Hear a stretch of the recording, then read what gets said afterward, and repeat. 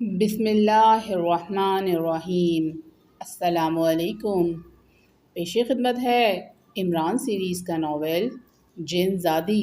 یہ ایک ماورائی سلسلہ ہے جس میں عمران کا واسطہ دوسری دنیا کی طاقتوں سے ہوگا۔ مصنف ہیں ظہیر احمد، جن کا انداز تحریر سب سے زیادہ مظہر کریم MA صاحب سے ملتا جلتا ہے۔ آئیے ناول شروع کرتے ہیں۔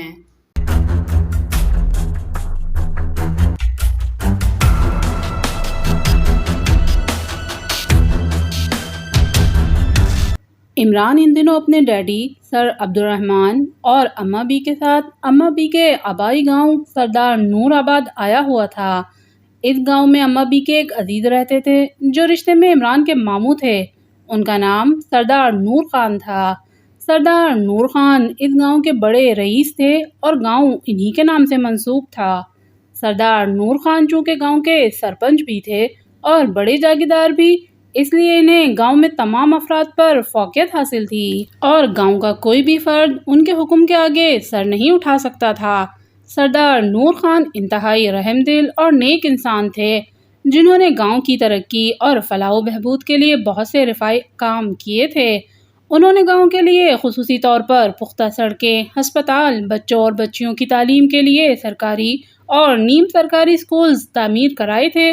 انہوں نے گاؤں کی فلاح و بہبود کے لیے اتنا کچھ کیا تھا کہ صرف سردار نور آباد کے افراد ہی نہیں بلکہ اس کے ارد گرد موجود چھوٹے دیہاتوں، گاؤں اور قصبوں کے افراد بھی ان سے استفادہ حاصل کر رہے تھے۔ سردار نور خان اماں بی کے بھائی تھے۔ ان کا جب سے انتقال ہوا تھا اماں بی گاؤں کی طرف آنا ہی چھوڑ چکی تھیں۔ سردار نور خان کی اولاد میں 2 لڑکیاں اور 1 لڑکا تھا۔ لڑکا چونکہ بڑا تھا اس لیے سردار نور خان کی وفات کے بعد اسے گاؤں کا سردار بنا دیا گیا تھا اور اب گاؤں میں اسی کا رعب و دبدبہ تھا۔ سردار نور خان کے بیٹے کا نام نوروز خان تھا جسے گاؤں میں سردار نوروز خان کہا جاتا تھا۔ اطلاع ملی تھی کہ سردار نوروز خان کا بھی انتقال ہو گیا ہے۔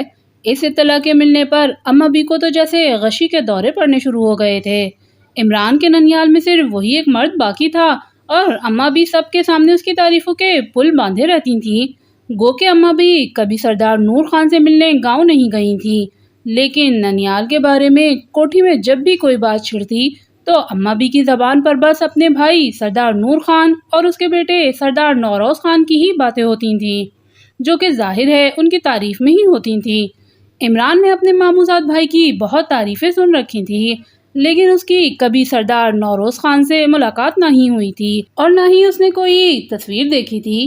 سردار نوروز خان کی وفات کا سنتے ہی جیسے کوٹھی میں بھونچال سا آ گیا تھا۔ اماں بی نے واویلا مچانا شروع کر دیا تھا کہ وہ اپنے بھانجے کی تدفین کے لیے سردار نور آباد جائیں گی اور وہ وہاں اکیلی نہیں جائیں گی بلکہ پورے خاندان کے ساتھ جائیں گی۔ انہوں نے ثریا اور اس کے شوہر کو بھی فون کر کے بلا لیا تھا اور پھر انہوں نے سر عبدالرحمن پہ یہ ذمہ داری ڈال دی تھی کہ وہ عمران کو لے کر خود آئیں۔ اماں بی کی طبیعت پہلے ہی ناساز رہتی تھی، اوپر سے بھانجے کی موت کے غم میں انہیں نڈال سا کر دیا تھا۔ اس کے باوجود وہ چونکہ گاؤں جانے کے لیے بضد تھی اس لیے سر عبدالرحمن انہیں روک نہیں سکتے تھے اور انہوں نے چاروں ناچار عمران کو بھی ساتھ لے جانے کی حامی بھر لی اور پھر وہ سب 2 گاڑیوں میں سوار ہو کے عمران کے فلیٹ کی طرف روانہ ہو گئے۔ عمران فلیٹ میں ہی موجود تھا۔ سر عبدالرحمن کے ساتھ پورا لاؤ لشکر دیکھ کر وہ بوکھلا گیا تھا۔ اماں بھی بیماری کے باوجود سیڑھیاں چڑھتی ہوئی اس کے فلیٹ میں داخل ہوئی اور پھر وہ آتے ہی عمران کے کئی دن تک کوٹھی پر نہ آنے کی اور ان کی خیریت نہ پوچھنے پر اس پر برسنا شروع ہو گئیں۔ ثریا اور اس کے خاوند کے ساتھ ثریا کے ساس سسر بھی تھے اور سر عبدالرحمن بھی، اس لیے عمران خاموشی سے سر جھکائے اماں بی کی جھڑکیاں سنتا رہا۔ یہ تو غنیمت تھی کہ ثریا اور اس کے شوہر کے ساتھ ثریا کے ساس سسر بھی موجود تھے، جن کی موجودگی میں اماں بی نے اپنے پیروں سے جوتی اتار کر عمران کی توازہ نہیں کی تھی، ورنہ اس وقت وہ جتنی غمگین اور غصے میں تھی عمران کے سر پر جوتیاں مار مار کر یقیناً اس کا سر گنجا کر کے رکھ دیتی۔ جب اماں بی عمران کو سنا کر تھک گئیں تو انہوں نے فوراً عمران کو ساتھ چلنے کا حکم دیا۔ ان دنوں چونکہ سیکرٹ سروس کے پاس کوئی کیس نہیں تھا اس لیے عمران نے بڑی سعادت مندی سے ان کے ساتھ جانے کی حامی بھر لی۔ اماں بی کے حکم پر سلیمان بھی ان کے ساتھ ہو لیا اور پھر یہ قافلہ سردار نور آباد کی جانب روانہ ہو گیا۔ سردار نور آباد میں ہر طرف سوگواری چھائی ہوئی تھی۔ سردار نوروز خان کی تدفین کے لیے سارا گاؤں ہی وہاں اکٹھا ہو گیا تھا، اور چونکہ سردار نوروز خان بھی اپنے باپ سردار نور خان کی طرح ارد گرد کے قصبوں اور دیہاتوں کے لیے مثالی کردار کے مالک تھے، اس لیے دوسرے دیہاتوں اور قصبوں کے لوگ بھی جوق در جوق ان کے آخری دیدار کے لیے آ رہے تھے۔ سردار نوروز خان کو غسل دے دیا گیا تھا اور اس کی تدفین کے لیے اسے گاؤں کے سرے پر موجود آبائی قبرستان کی طرف لے جایا جا رہا تھا۔ یہ قبرستان کافی پرانا تھا جو میلوں تک پھیلا ہوا تھا۔ ان علاقوں میں چونکہ دور تک دوسرا کوئی قبرستان نہیں تھا، اس لیے ارد گرد کے دیہات اور قصبوں کے افراد بھی اپنے پیاروں کی تدفین اسی قبرستان میں کرتے تھے۔ قبرستان خاصی وسیع رقبے پر پھیلا ہوا تھا۔ قبرستان کے ایک طرف اونچی پہاڑیاں تھیں اور دوسری طرف ایک چھوٹا سا جنگل تھا۔ قبرستان میں جگہ جگہ درخت دکھائی دے رہے تھے، جن میں زیادہ تعداد برکت کے درختوں کی تھی، اور ان میں بعض برکت کے درخت 100 سالہ پرانے تھے جو انتہائی بڑے بڑے اور بوڑھے دکھائی دے رہے تھے۔ نماز جنازہ کے بعد سردار نوروز کی میت کو قبرستان کے احاطے میں لایا گیا اور پھر اس کی تدفین سردار نور خان کے پہلو میں ہی کی جانے لگی۔ عمران اس معاملے میں بڑھ چڑھ کر شریک رہا تھا۔ اب چونکہ تدفین کا آخری مرحلہ تھا، اس لیے عمران اب پیچھے ہٹ گیا۔ سردار نوروز خان کی تدفین کے لیے آئے ہوئے لوگوں سے قبرستان بھر گیا تھا۔ عمران کو اتنی بھیڑ پسند نہیں تھی اور وہ چونکہ تھکا ہوا تھا، اس لیے وہ ٹہلنے والے انداز میں قبرستان کے اس حصے کی طرف بڑھتا چلا گیا جہاں جنگل کا آغاز ہوتا تھا۔ جنگل میں درختوں کا طویل سلسلہ پھیلا ہوا تھا، لیکن چونکہ جنگل گھنا نہیں تھا، اس لیے وہاں اچھی خاصی روشنی پھیلی ہوئی تھی۔ عمران تدفین میں آئے ہوئے لوگوں سے کافی فاصلے پر آ کر ایک بوڑھے برگد کے درخت کے پاس رک گیا۔ اس نے سر اوپر اٹھا کر دیکھا تو اسے درخت کی بڑی بڑی شاخیں لٹکی ہوئی دکھائی دیں۔ درخت پر بے شمار پرندے بیٹھے چہچہا رہے تھے۔ عمران چند لمحے اوپر دیکھتا رہا اور پھر آگے بڑھا اور درخت کے تنے کو دیکھنے لگا۔ درخت کا تنا بالکل صاف تھا، اس پر کوئی حشرات الارض دکھائی نہیں دے رہا تھا، ورنہ عموماً درختوں پر چیونٹیوں اور دیمک کی بنی ہوئی طویل قطاریں دکھائی دیتی تھیں۔ صاف تنا دیکھ کر عمران نے اطمینان کا سانس لیا اور پھر وہ درخت کے تنے سے پشت لگا کر کھڑا ہو گیا۔ دور موجود لوگوں کے جمع غفیر دیکھنا شروع ہو گیا جو سردار نوروز خان کی تدفین کے لیے وہاں موجود تھے۔ تمہارا نام علی عمران اور تمہاری والدہ کا نام جہاں آرا بیگم ہے؟ اچانک عمران کو ایک تیز اور گرجدار آواز سنائی دی۔ ہاں، عمران نے بے خیالی میں کہا، پھر وہ بری طرح سے چونک پڑا۔ اس نے ادھر ادھر دیکھا لیکن وہاں کوئی نہیں تھا۔ عمران نے سر اٹھایا تو درخت پر بدستور پرندے اچھلتے کودتے پھرتے نظر آ رہے تھے۔ عمران کے چہرے پر حیرت کے تاثرات ابھر آئے۔ وہ تیزی سے درخت کے عقب میں آیا اور اس نے ارد گرد دیکھنا شروع کر دیا، لیکن اس کے سوا وہاں کوئی انسان موجود نہیں تھا۔ کیا مطلب؟ اگر یہاں کوئی نہیں ہے تو پھر مجھ سے کون مخاطب ہوا تھا؟ کس نے میرا اور اما بی کا نام لیا تھا؟ عمران نے حیرت بھرے لہجے میں کہا۔ اس نے ارد گرد کا ایک بار پھر جائزہ لیا، لیکن وہاں واقعی کوئی موجود نہیں تھا۔ تدفین میں آئے ہوئے افراد بھی اسے کم از کم 500 گز کے دور تھے، اور عمران نے جو آواز سنی تھی وہ اسے بالکل نزدیک سے سنائی دی تھی، جیسے کسی نے اس کے کان کے قریب آ کر بات کی ہو۔ کون ہے یہاں؟ عمران نے چاروں طرف دیکھتے ہوئے کہا، لیکن اس بار اسے جواب میں کوئی آواز سنائی نہ دی۔ میں پوچھ رہا ہوں، کون ہے یہاں؟ کس نے میرا نام لیا ہے؟ بولو، عمران نے ایک بار پھر کہا، لیکن جواب نادار۔ لگتا ہے تھکاوٹ کی وجہ سے میرے کان بجنا شروع ہو گئے ہیں، عمران نے ایک طویل سانس لیتے ہوئے کہا۔ اسی لمحے اس کی نظریں اپنے پیروں پر پڑیں تو وہ چونک پڑا۔ اس کے پیروں کے پاس نیلے رنگ کا ایک لمبا سا لفافہ پڑا ہوا تھا۔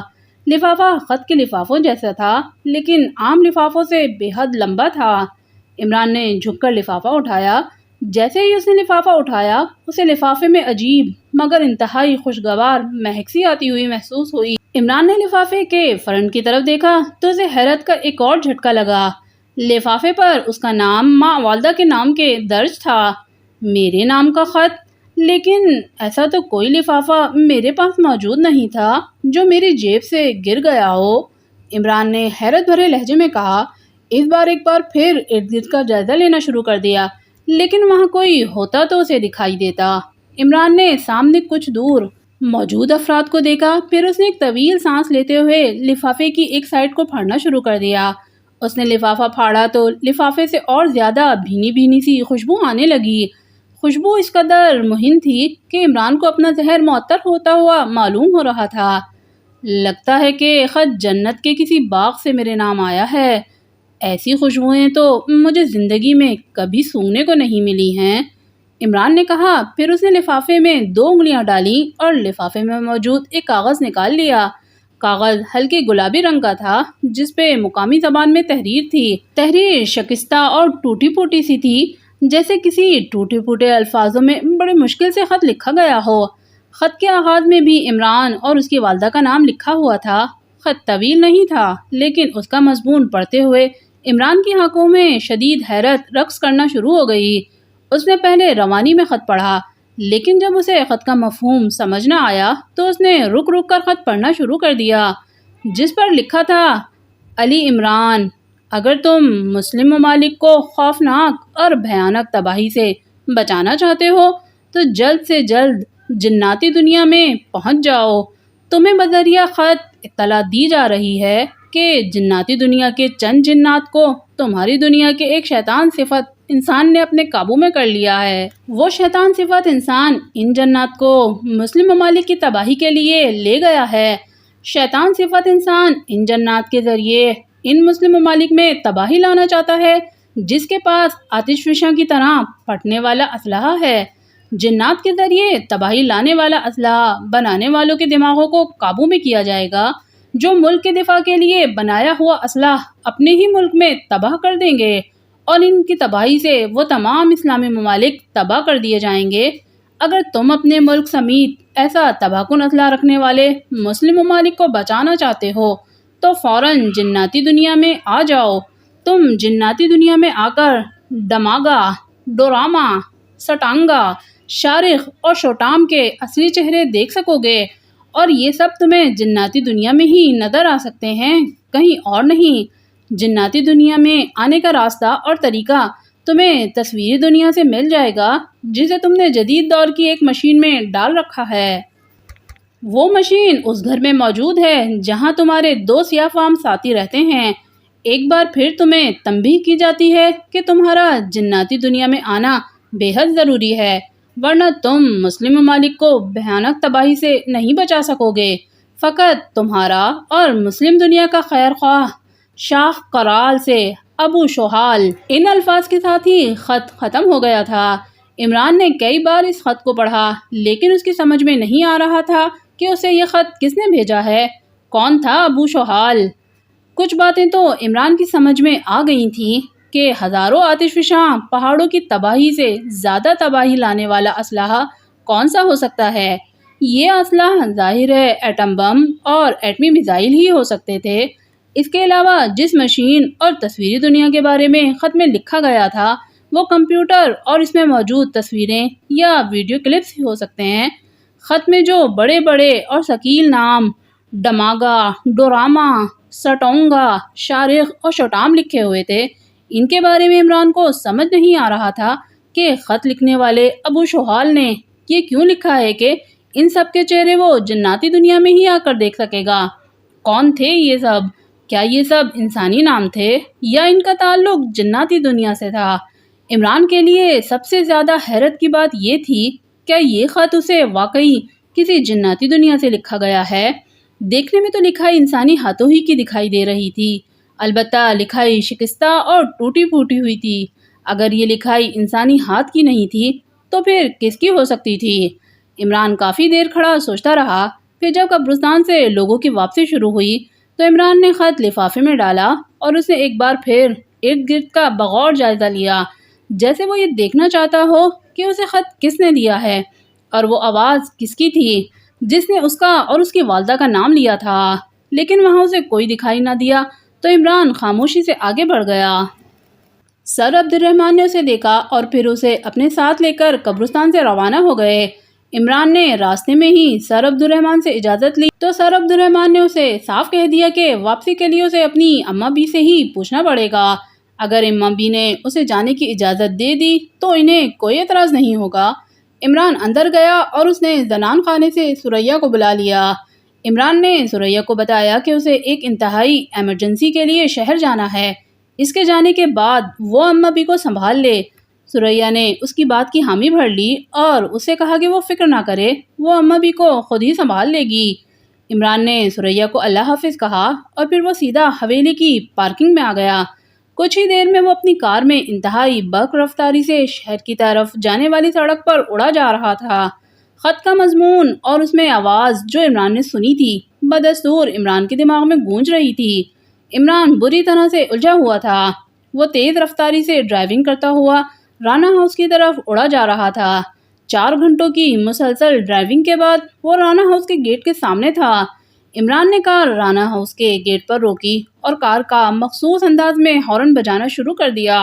ہارن بجتے ہی گیٹ کا ذیلی کھڑکی کھلی اور کھڑکی سے جوانہ کا چہرہ نظر آیا۔ عمران کی کار دیکھ کر جوانہ کی آنکھوں میں چمک آ گئی۔ اس نے فوراً کھڑکی بند کی اور پھر چند لمحوں بعد گیٹ کھلتا چلا گیا۔ گیٹ کھلتے ہی عمران نے کار اندر لے جا کر پورچ میں روک دی۔ وہ کار سے نکلا تو جوانہ گیٹ بند کر کے تیزی سے اس کی طرف بڑھا۔ کافی دنوں بعد آئے ہو ماسٹر، کہیں گئے ہوئے تھے کیا؟ جوانہ نے عمران کو مخصوص انداز میں سلام کرتے ہوئے کہا۔ ہاں، میں ایکریمیا ایک مشن پر گیا تھا، 2 روز قبل ہی لوٹا ہوں، عمران نے اس کے سلام کا جواب دیتے ہوئے کہا۔ اوہ اچھا، اور سناؤ، سب خیر ہے نا؟ جوانہ نے کہا۔ ہاں، جوزف کہاں ہے؟ مجھے اس سے ملنا ہے، عمران نے کہا۔ وہ بازار گیا ہوا ہے، ابھی تھوڑی دیر میں آ جائے گا۔ کیا کام تھا اس سے؟ جوانہ نے جواب دیتے ہوئے پوچھا۔ اسی کے متعلق ایک کام ہے، میں لیبارٹری میں جا رہا ہوں، جوزف آئے تو اسے میرے پاس بھیج دینا، عمران نے کہا۔ یس ماسٹر، کیا میں آپ کے لیے ایک کافی بنا دوں؟ جوانہ نے پوچھا۔ ہاں، بنا کر مجھے لیبارٹری میں دے دینا، عمران نے کہا اور تیزی سے آگے بڑھ گیا۔ کچھ ہی دیر میں وہ رانا ہاؤس کے تہخانے میں موجود ایک لیبارٹری میں موجود تھا، جہاں جدید لیبارٹریز میں استعمال ہونے والی ہر چیز موجود تھی۔ عمران تیزی سے ایک کمپیوٹر مشین کی طرف بڑھتا چلا گیا۔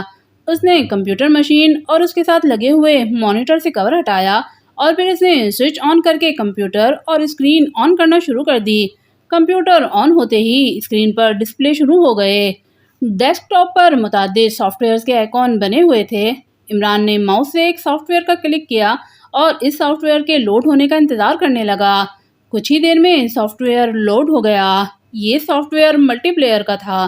عمران کے سامنے بلینک اسکرین آ گئی تو عمران نے اس سافٹ ویئر کی فائل اوپن کی اور فائل کے آپشن میں جا کر ہارڈ ویئر کی پارٹیشن کے مختلف فولڈرز چیک کرنا شروع کر دیے۔ وہ کافی دیر تک فولڈرز چیک کرتا رہا، لیکن اسے شاید اس کے مطلب کا ویڈیو کلپ نہیں مل رہا تھا۔ تھوڑی دیر بعد جوانہ اس کے لیے کافی کا مگ لیے آ گیا۔ کیا ڈھونڈ رہے ہیں ماسٹر؟ جوانہ نے عمران کو کمپیوٹر میں سر کھپاتے دیکھ کر پوچھا۔ ایک ویڈیو کلپ ڈھونڈ رہا ہوں، عمران نے جواب دیا۔ کون سا ویڈیو کلپ؟ مجھے بتاؤ، میں تلاش کر دیتا ہوں۔ فارغ اوقات میں جوزف کے ساتھ میں بھی اسی کمپیوٹر پہ کام سیکھنے کی کوشش کرتا رہتا ہوں، جوانہ نے کہا۔ میں نے کچھ عرصہ پہلے انٹرنیٹ پر گھوسٹ ویب سائٹ سے ایک کلپ ڈاؤن لوڈ کیا تھا، جس کا نام تو مجھے یاد نہیں، لیکن اس کلپ میں گھوسٹ ورلڈ کے بارے میں کچھ دکھایا گیا تھا۔ کیا تم نے وہ کلپ دیکھا تھا؟ عمران نے سنجیدگی سے پوچھا۔ گھوسٹ ورلڈ کا کلپ؟ نو ماسٹر، میں نے تو کبھی ایسا کوئی کلپ نہیں دیکھا۔ کیا تھا اس ویڈیو کلپ میں؟ جوانہ نے حیران ہوتے ہوئے کہا۔ جب تم نے دیکھا ہی نہیں تو میں کیا بتاؤں کہ کیا تھا اس کلپ میں، عمران نے ایک طویل سانس لے کر کہا اور ایک بار پھر مخصوص کلپ ڈھونڈنے میں مصروف ہو گیا۔ اگر تمہیں ویب سائٹ کا نام یاد ہے تو اس ویڈیو کلپ کو دوبارہ ڈاؤن لوڈ کر لو ماسٹر، جوانہ نے کہا۔ نہیں، اب انٹرنیٹ پر وہ ویب سائٹ موجود نہیں ہے، اس ویب سائٹ کو پوری دنیا میں بلاک کر دیا گیا ہے۔ کہا جاتا ہے کہ اس کلپ کے ہارر مناظر نے پوری دنیا میں کھلبلی مچا دی تھی اور جو بھی کمزور دل والا آدمی اس ویڈیو سائٹ کے ہارر کلپ دیکھتا وہ یا تو پاگل ہو جاتا تھا یا پھر وہ اپنی جان سے ہاتھ دھو بیٹھتا تھا، عمران نے جواب دیا۔ اوہ، کیا وہ اس قدر ہارر ویڈیو کلپس تھے کہ اسے دیکھنے والا اپنی جان سے ہی چلا جاتا تھا، جوانہ نے کہا۔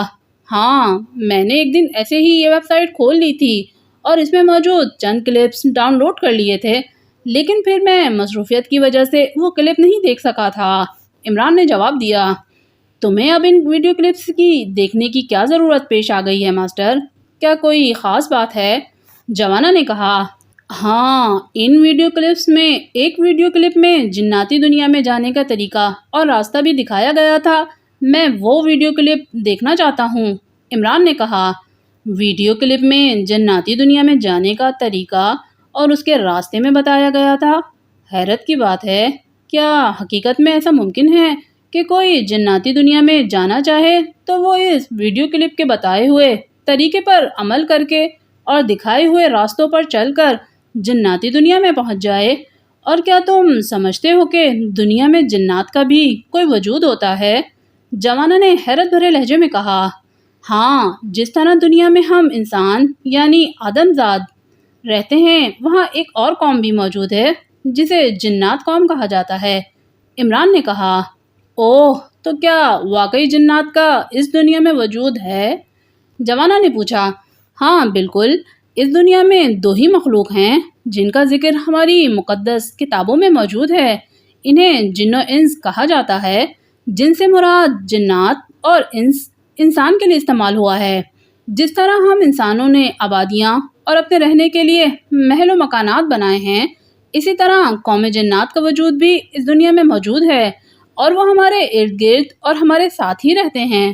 یہ الگ بات ہے کہ انسانی آنکھ میں وہ طاقت نہیں کہ وہ جنات کی دنیا یا کسی جن کو دیکھ سکیں، لیکن حقیقت کو کسی بھی صورت میں جھٹلایا نہیں جا سکتا۔ عمران نے بڑے فلسفیانہ انداز میں کہا، لیکن ماسٹر، تمہیں اچانک ان جنات سے کیوں لگاؤ ہو گیا ہے کہ تم یہاں ایک ایسا ویڈیو کلپ دیکھنے کے لیے آئے ہو جس سے تم جنات کی دنیا میں جانے کا طریقہ اور راستہ دریافت کر سکتے ہو؟ کہیں تم نے جنات کی دنیا میں جانے کا ارادہ تو نہیں کر لیا ہے؟ جوانا نے عمران کی جانب حیرت بھری نظروں سے دیکھتے ہوئے کہا، ایسا ہی سمجھ لو۔ عمران نے مسکرا کر جواب دیا تو جوانا بری طرح سے اچھل پڑا۔ اس کے چہرے پر حیرت کے ساتھ قدرے تشویش کے تاثرات بھی نمایاں ہو گئے تھے۔ وہ غور سے عمران کی جانب دیکھ رہا تھا، جیسے اس بات کا اندازہ لگانے کی کوشش کر رہا ہو کہ عمران سنجیدہ ہے یا اس سے مذاق کر رہا ہے۔ اوہ، لیکن ماسٹر، تم وہاں کیوں جانا چاہتے ہو؟ جوانا نے اپنی حیرت پر قابو پاتے ہوئے کہا، اس کا جواب میں جوزف کے آنے کے بعد دوں گا، تب تک ایک بار پھر وہ کلپ تلاش کرنے کی کوشش کرتا ہوں۔ عمران نے کہا تو جوانا ایک طویل سانس لے کر رہ گیا۔ اس کا انداز ایسا تھا جیسے اسے عمران کی کوئی بھی کل سیدھی نظر نہیں آ رہی ہو۔ عمران سے واقعی کچھ بعید نہیں تھا کہ وہ کب کیا کرنے بیٹھ جائے۔ یس ماسٹر، پھر میں باہر جاتا ہوں، جوزف آئے گا تو میں اسے لے کر تمہارے پاس آ جاؤں گا۔ جوانا نے کہا تو عمران نے بعد میں سر ہلا دیا اور جوانا مڑ کر تیز تیز قدم اٹھاتا ہوا لیبارٹری سے باہر نکلتا چلا گیا۔ عمران نے اپنے سامنے پڑا ہوا کافی کا مگ اٹھایا اور کافی کے سپ لیتا ہوا ایک بار پھر مخصوص ویڈیو کلپ کو تلاش کرنے کے لیے کمپیوٹر کے فولڈرز اور فائلیں کھولنا شروع کر دیا۔ ابھی تھوڑی ہی دیر گزری ہوگی کہ جوانا اور جوزف ایک ساتھ لیبارٹری میں داخل ہوئے۔ جوزف کے چہرے پر انتہائی سنجیدگی دکھائی دے رہی تھی۔ عمران کے قریب آ کر جوزف نے اسے مخصوص انداز میں سلام کیا تو عمران چونک کر اس کی طرف دیکھنے لگا جیسے وہ ان دونوں کی آمد سے بے خبر ہو۔ آ گئے تم؟ عمران نے کہا۔ یس باس، جوزف نے کہا۔ کہاں گئے تھے؟ عمران نے پوچھا۔ مجھے اپنے اور جوانا کے لیے کچھ ضروری سامان لانا تھا، اسی لیے مارکیٹ گیا تھا، جوزف نے جواب دیا۔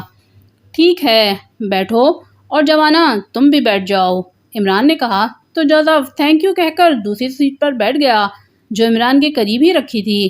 جوانا بھی وہاں موجود ایک کرسی پر بیٹھ گیا۔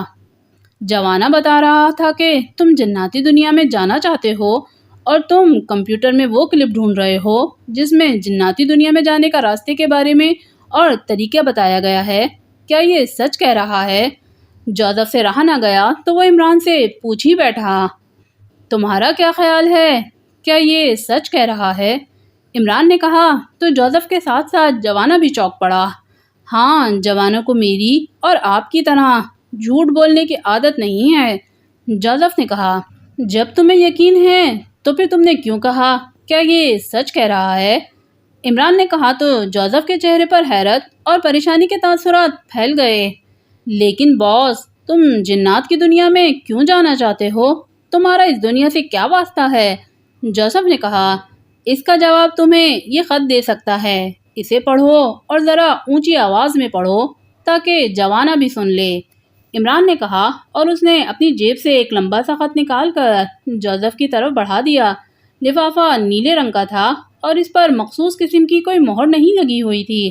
لفافے سے عجیب سی مہک آ رہی تھی۔ لفافے کی ایک سائیڈ کھلی ہوئی تھی اور اس کی ایک طرف عمران اور دوسری طرف والدہ کا نام لکھا ہوا تھا۔ جوزف نے لفافہ ناک کے پاس کر کے اس سے آنے والی مہک سونگھی، پھر اس کے چہرے پر قدرے حیرت کے تاثرات نمودار ہو گئے۔ جوانہ غور سے اس کی طرف دیکھ رہا تھا۔ اندر سے خط نکال کے پڑھو اسے، عمران نے کہا، تو جوزف نے لفافے کی کھلی ہوئی سائیڈ میں 2 انگلیاں ڈال کر ایک تہہ شدہ کاغذ نکال لیا اور اس نے غور سے خط پڑھنا شروع کر دیا۔ خط پڑھتے ہوئے اس کے چہرے پر تاثرات بدلتے جا رہے تھے۔ اس کے چہرے پر حیرت کے تاثرات ابھر آئے تھے۔ میں نے کہا تھا نا، اسے اونچی آواز میں پڑھو تاکہ جوانہ بھی سن لے، عمران نے کہا۔ یس باس، جوزف نے کہا اور پھر اس نے خط اونچی آواز میں پڑھنا شروع کر دیا۔ خط کا متن سن کر جوانہ کے چہرے پر بھی حیرت بڑھتی جا رہی تھی۔ جوزف نے خط مکمل طور پر پڑھ کر سنایا اور اس نے خط ایک طرف رکھ دیا۔ اب کیا کہتے ہو؟ عمران نے اس کی طرف غور سے دیکھتے ہوئے کہا۔ یہ خط آپ کو ملا کہاں سے ہے؟ جوزف نے پوچھا۔ ایک مقامی قبرستان سے، عمران نے جواب دیا تو جوزف اور جوانہ دونوں چونک پڑے۔ قبرستان سے؟ جوزف نے کہا، ہاں، میرے ماموزاد بھائی فوت پا گئے تھے جن کی تصدیق کے لیے ڈیڈی مجھے اپنے ساتھ لے گئے تھے۔ جب ہم لاش قبر میں اتار رہے تھے تو میں قبروں کی سائڈ سے ہوتا ہوا وہاں موجود ایک پرانے برگد کے درخت کے پاس چلا گیا۔ وہاں مجھے ایک بھاری آواز سنائی دی جس نے کہا تھا کہ کیا تم علی عمران ہو اور تمہاری والدہ کا نام جہاں آرا بیگم ہے؟ میں نے نادانستگی میں ہاں کہا اور پھر جب میں نے ادھر ادھر دیکھا تو مجھے وہاں کوئی دکھائی نہ دیا۔ مجھے آواز اپنا وہم معلوم ہوا تو میں نے جب ادھر ادھر نیچے دیکھا تو مجھے یہ لفافہ پڑا دکھائی دیا۔ میں نے اٹھا لیا۔ میں سمجھا کہ شاید تدفین کے لیے آئے ہوئے کسی شخص نے جیب سے یہ لفافہ نکل کر نیچے گرا دیا ہوگا، لیکن جب میں نے لفافے پر اپنا اور اپنی والدہ کا نام دیکھا تو میں حیران رہ گیا۔ اگر کسی نے یہ لفافہ مجھے دینا مقصود تھا تو وہ مجھے ڈائریکٹ دے سکتا تھا۔ اسے برگد کے درخت کے پاس لفافہ گرانے کی کیا ضرورت تھی؟ اور جہاں تک مجھے یاد تھا کہ تدفین کے لیے آئے ہوئے افراد میں سے سوائے میرے کوئی بھی اس برگد کے درخت کے پاس نہیں گیا تھا۔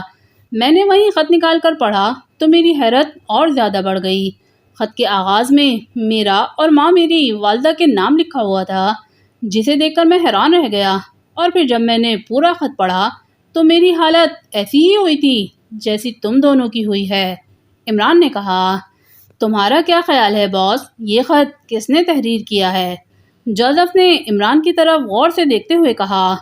میں یقین سے تو نہیں کہہ سکتا، لیکن مجھے ایسا لگ رہا ہے جیسے یہ تحریر کم از کم انسانی ہاتھ کی نہیں ہے، عمران نے جواب دیا۔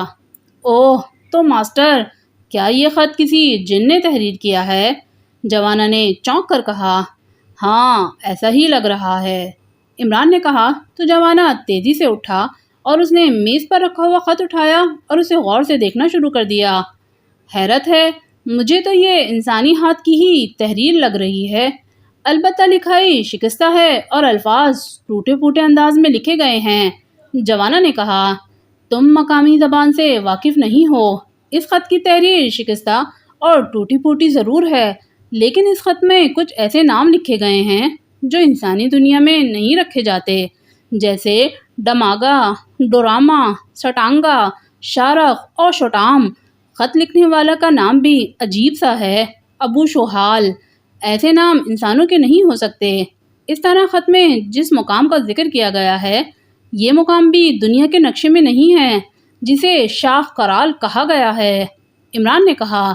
اس خط سے آنے والی مہک بھی نئی اور حیرت انگیز ہے، ایسی مہک میں نے پہلے کبھی نہیں سونگھی ہے، نہ جنگلوں میں، نہ ہی میں نے دنیا کے کسی اور مقام پر۔ حالانکہ میں خوشبوؤں کا رسیاں ہوں اور جہاں مجھے اچھی اور معیاری خوشبو محسوس ہو میں محسور سا ہو جاتا ہوں، مگر یہ مہک میرے لیے بھی نئی اور انتہائی محصور کن ہے، جوزف نے کہا۔ ہاں، یہ بات میں نے بھی محسوس کی تھی، بالکل نئی اور انوکھی خوشبو ہے اس خط میں، جیسے یہ خط کسی دوسری دنیا یا پھر جنت کے کسی باغ سے آیا ہو۔ بہرحال تم نے خط دیکھ لیا ہے، اب تم بتاؤ کہ ہمیں کیا کرنا چاہیے؟ عمران نے پوچھا۔ خط میں جو کچھ لکھا ہے اس کی تصدیق تو جناتی دنیا میں جا کر ہی کی جا سکتی ہے باس، بغیر دیکھے اور تصدیق کیے اس خط کی حقیقت پر کیسے یقین کیا جا سکتا ہے؟ جوزف نے کہا۔ تم ٹھیک کہہ رہے ہو، اسی لیے میں یہاں آیا تھا تاکہ میں اس ویڈیو کلپ کو دیکھ کر یہ معلوم کر سکوں کہ جناتی دنیا میں جانے کا کون سا راستہ ہے اور وہاں جانے کے لیے کیا طریقہ دکھایا گیا ہے۔ لیکن میری پریشانی اس بات کے لیے ہے کہ خط میں یہ کیوں لکھا گیا ہے کہ جنات کے ذریعے پوری دنیا کے ایک انسان نے ان مسلم ممالک کے افراد کے دماغوں پر قبضہ جما لیا ہے جنہوں نے ایٹم بم بنائے ہیں، اور وہ شیطان صفت انسان جنات کے ذریعے ان افراد، میرا مطلب ہے ایٹم بم بنانے والے سائنسدانوں کے دماغ پلٹ دے گا، اور جو ایٹم بم ملک کے دفاع اور سلامتی کے لیے بنائے گئے ہیں وہی ایٹم بم ان ممالک میں پھٹ کر تباہی لے آئیں گے۔ ایٹم بم بنانے میں اس وقت دو مسلم ممالک سر فہرست ہیں، ایک پاک ایشیا اور دوسرا آران۔ عمران نے کہا۔ یس باس، جوزف نے کہا۔ خط میں لکھا گیا ہے کہ اگر مجھے ان اسلامی ممالک کو بچانا ہے تو مجھے فوری طور پر جناتی دنیا میں آنا ہوگا، اور جناتی دنیا میں آنے کا راستہ رانا ہاؤس کے کمپیوٹر میں موجود ہے، جو ظاہر ہے تصویروں میں یا پھر کسی ویڈیو کلپ میں ہی موجود ہو سکتا ہے، اور چونکہ خط میں واضح طور پر لکھا گیا ہے کہ وہ مشین جس میں میں نے تصویری دنیا رکھی ہوئی ہے وہ میرے سیاہ فام ساتھیوں کے گھر میں ہے، تو میں سمجھ گیا کہ اس گھر سے مراد رانا ہاؤس ہی ہو سکتا ہے اور مشین سے مراد کمپیوٹر۔ اسی طرح میں سارے راستے سوچتا آیا ہوں تو مجھے یاد آ رہا ہے کہ میں نے کچھ عرصے پہلے گھوسٹ ورلڈ کے لنک سے ایک ویڈیو ڈاؤن لوڈ کی تھی جس میں واقعی گھوسٹ ورلڈ یا جناتی دنیا میں داخل ہونے کے راستے اور طریقوں کے بارے میں بتایا گیا تھا، اسی لیے میں گاؤں سے سیدھا یہاں آ گیا تھا۔ عمران نے مسلسل بولتے ہوئے کہا۔ تو کیا تمہیں وہ ویڈیو کلپ نہیں ملا ہے؟ جوزف نے پوچھا۔ نہیں، میں ساری ہارڈ ڈرائیو کھنگال چکا ہوں، لیکن یہ خاص کلپ غائب ہے، عمران نے کہا۔ تو ڈیٹا ریکوری سافٹ ویئر کا استعمال کرو، ہو سکتا ہے مجھ سے یا جوانا سے غلطی سے وہ کلپ ڈیلیٹ ہو گیا ہو، جوزف نے کہا۔ میں یہ بھی کر کے دیکھ چکا ہوں، ڈیلیٹ تو بہت کچھ ہوا ہے جو سافٹ ویئر نے ریکور ہو گیا ہے، لیکن وہ کلپ ریکور بھی نہیں ہوا اور نہ ہی اس کا مجھے کہیں کوئی نام دکھائی دے رہا ہے، عمران نے کہا۔ حیرت ہے، اگر وہ ویڈیو کلپ اسی کمپیوٹر میں موجود تھا تو وہ خود بخود کیسے غائب ہو گیا؟ جوانا نے حیرت بھرے لہجے میں کہا۔ ایسا بھی تو ہو سکتا ہے کہ جس طرح کوئی چاہتا ہے کہ ہم جناتی دنیا میں جائیں، اسی طرح ان میں سے کوئی ایسا بھی ہو سکتا ہے جو ہمیں جناتی دنیا میں داخل ہونے سے روکنا چاہتا ہو، اور اس نے کمپیوٹر سے وہ ویڈیو کلپ غائب کرا دیا ہو تاکہ ہم اس ویڈیو کلپ کے ذریعے جناتی دنیا میں جانے کا راستہ نہ دیکھ سکیں اور ہمیں وہاں جانے کا طریقہ معلوم نہ ہو سکے، جوزف نے کہا۔ تمہارا مطلب ہے کہ یہ کام بھی کسی جناتی مخلوق نے کیا ہے؟ جوانا نے حیران ہوتے ہوئے کہا۔ ظاہر ہے، اس کے سوا اور کون کر سکتا ہے، جوزف نے کہا۔ نہیں، میں نہیں مان سکتا کوئی جن کمپیوٹر جیسی جدید ایجاد میں خلل ڈال سکے اور اس میں موجود کسی پروگرام یا فائل کو ڈیلیٹ کر سکے، جوانا نے انکار میں سر ہلاتے ہوئے کہا۔ پھر جب تم نے وہ فائل ڈیلیٹ نہیں کی اور میں نے بھی اسے نہیں چھیڑا تو وہ فائل کمپیوٹر کی ہارڈ ڈرائیو سے کیسے غائب ہو گئی؟ جوزف نے جوانا کی طرف دیکھ کر بحث کرنے والے انداز میں کہا۔ نادانستگی میں یہ کام کر سکتا ہوں اور تم بھی، اس میں کون سی بڑی بات ہے، جوانا نے منہ بنا کر کہا۔ پھر باس نے ڈیٹا ریکوری کا سافٹ ویئر یوز کیا ہے تو وہ فائل واپس کیوں نہیں آئی، جوزف نے اسی انداز میں کہا۔ مجھے نہیں معلوم، جوانا نے اسی انداز میں کہا جیسے اسے جنات اور جناتی دنیا کے بارے میں سننے سے کوفت ہو رہی ہو۔ پھر تو تمہاری نظر میں اس خط کی بھی کوئی اہمیت نہیں ہوگی جو باس کو جناتی دنیا سے کسی نے لکھا ہے۔ جوزف نے منہ بنا کر کہا، ہاں، میرا دل نہیں مانتا کہ یہ خط کسی جناتی مخلوق نے لکھا ہے۔ جوانا نے سر جھٹک کر کہا، تم دونوں اپنی اپنی بحث چھوڑو، یہ خط جس نے بھی لکھا ہے اس کا پتہ لگانا بہت ضروری ہے۔ اس خط کے مطابق پاک ایشیا سمیت دنیا کے تمام مسلم ممالک کی ایٹمی سائنسی لیبارٹریز شدید خطرے میں ہیں۔ کسی بھی وقت پاک ایشیا سمیت ان اسلامی ممالک میں جہاں ایٹمی سائنسی لیبارٹریز موجود ہیں ان میں خوفناک دھماکے ہو سکتے ہیں، اور اگر سچ مچ ایسا ہوا تو کرۂ ارض سے ان ممالک کا نام و نشان تک مٹ جائے گا۔ عمران نے کہا، مجھے تو یہ کسی کی شرارت لگتی ہے ماسٹر، کسی نے جان بوجھ کر تمہیں الجھانے اور پریشانی میں مبتلا کرنے کے لیے ایسا خط لکھا ہے تاکہ تم بھاگ دوڑ کرنا شروع کر دو اور خط لکھنے والا تمہاری بوکھلاہٹ پر بیٹھتا ہنستا رہے۔ جوانا نے کہا، تو تم سمجھتے ہو کہ یہ کام کسی غیر ملکی ایجنٹ یا پھر جرائم پیشہ شخص نے کیا ہے؟ عمران نے اسے گھور کر کہا، یس ماسٹر، مجھے تو ایسا ہی لگتا ہے، کیونکہ میں کم از کم بھوت پریت اور جنات کو نہیں مانتا۔ جوانا نے ٹھوس لہجے میں کہا، تمہارا کبھی ان سے پالا نہیں پڑے گا، تم مان جاؤ گے کہ بھوت پریت بھی ہوتے ہیں اور جنات بھی۔ جوزف نے منہ بنا کر کہا، فضول بحث مت کرو اور مجھے بتاؤ جوزف، تم کیا کہتے ہو؟ عمران نے انہیں بحث میں الجھتے دیکھ کر سخت لہجے میں کہا، پہلے آپ بتائیں باس، آپ اس خط کو پڑھ کر کس نتیجے پر پہنچے ہیں؟ کیا یہ خط واقعی اسی دنیا کے کسی باسی نے لکھا ہے جس کی طرف جوانا کا اشارہ ہے، یا آپ کو بھی میری طرح یہ خط ماورائی دنیا سے آیا ہوا معلوم ہو رہا ہے؟ جوزف نے عمران کی بات کا جواب دینے کے بجائے الٹا اس سے پوچھا، اس کا میں کچھ اندازہ نہیں لگا پا رہا ہوں۔ دماغ کہہ رہا ہے کہ یہ سب بناوٹی باتیں ہیں، لیکن دل کچھ اور ہی کہہ رہا ہے۔ عمران نے کہا، کیا کہہ رہا ہے آپ کا دل؟ جوزف نے پوچھا، یہی کہ یہ خط انسانی دنیا کا نہیں ہے، اس کا تعلق ماورائی مخلوق سے ہی ہو سکتا ہے۔ عمران نے کہا، تو پھر میری بات کا بھی یقین کر لو، یہ خط آپ کو اس دنیا کے کسی انسان نے نہیں بلکہ کسی جناتی دنیا کے جن نے ہی لکھا ہے۔ جوزف نے ٹھوس لہجے میں کہا، اس بات کا تم کوئی ثبوت دے سکتے ہو کہ خط ماورائی یا پھر جناتی دنیا سے لکھا گیا ہے؟ جوانا نے اسے تیز نظروں سے گھورتے ہوئے کہا، میں کیسے ثابت کروں؟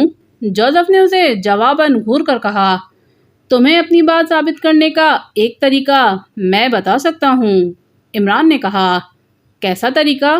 جوزف نے چونک کر کہا، آؤ باہر آؤ، میں بتاتا ہوں۔ عمران نے کہا اور اٹھ کر کھڑا ہو گیا۔ اسے اٹھتا دیکھ کر جوزف اور جوانا بھی اٹھ کر کھڑے ہو گئے اور عمران تیز تیز چلتا ہوا لیبارٹری سے نکلتا چلا گیا۔ جوزف اور جوانا بھی اس کے پیچھے لیبارٹری سے باہر نکلتے چلے گئے۔ عمران ان دونوں کو چھوڑ کر رانا ہاؤس کے اسٹور روم میں چلا گیا تھا۔ جوزف اور جوانا اس کے اسٹور روم سے نکلنے کا انتظار کر رہے تھے۔